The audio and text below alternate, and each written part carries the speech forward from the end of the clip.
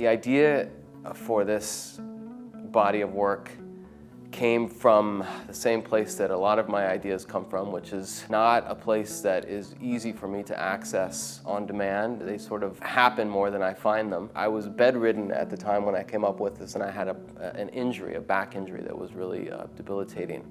And in retrospect, thinking about, what is happening to the sculptures and what I felt like at that moment, I see parallels. These are all taken from Greco-Roman antiquity. The original sculpture exists out in the world. A 3D scan was made of it. And then my team and I compress them digitally. We send them over to a group that I work with in Italy, in Carrara, a little bit down from the quarry, which they've been taking marble out for 2,000 years. And a lot of the original sculptures that we take the files from, that we do the scans from, the marble that is used for those sculptures is taken from the same quarry. And a team in Italy, we use a series of robots to help reference the digital file that my team sends to them, and we carve the sculptures down to about 70% resolution.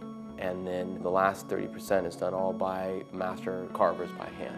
I think one of the things about public art, and about so many things, is there's multiple doors that you can walk through. Minerva is the goddess that represents a lot of things, but one of them is wisdom and knowledge.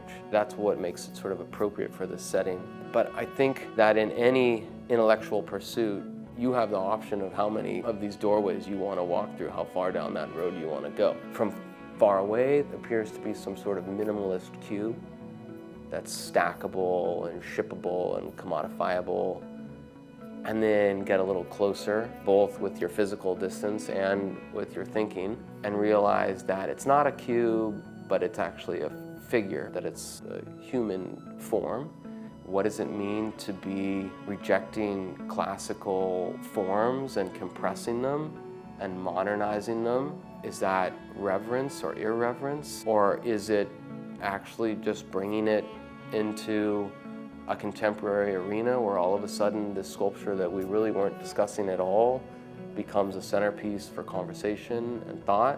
One of the things that ties a lot of and they're very disparate in terms of the material and the form that different bodies of work that I've made have, there's an undercurrent of dark humor, of dysfunction, hopefully some connection to human narrative or some protagonist seen or unseen, setting up a stage of adversity for the protagonist to have some sort of strength or overcome. That's the drama that I'm interested in.